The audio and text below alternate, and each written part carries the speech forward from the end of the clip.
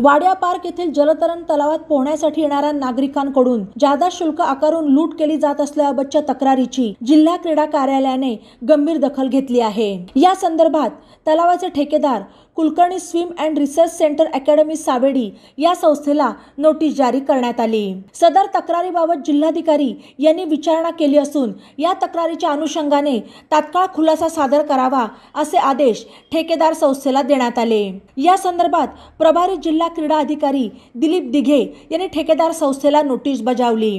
जिल्हाधिकारी तथा उपाध्यक्ष जिल्हा क्रीडा संकुल समिती यांनी व्हॉट्सअपवर व्हिडिओ पाठवलेला असून त्यामध्ये आपण करारनाम्यातील अटी शर्तींचा भंग केल्याचे दिसत आहे। जलतरण तलाव करारनाम्यानुसार आपण 50 रुपयानुसार प्रति 45 मिनिटाकरता फीची आकारणी करणे आवश्यक असताना फीची जादा रक्कम आकारणी केल्याचे सदर व्हिडिओमधील पावतीनुसार दिसत आहे। तसेच सदर तक्रारदाराने याबाबत विचारणा केली असता आपण नेमलेले कर्मचारी समाधानकारक उत्तर देत नसल्याचे दिसत आहे।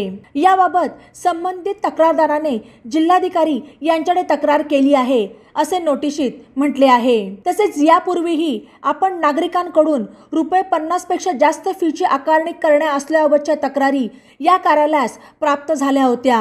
याबाबत आपणास पत्रव्यवहारही करण्यात आला। उपरोक्त संदर्भानुसार जिल्हाधिकारी यांनी याबाबत या कार्यालयास विचारणा केली आहे।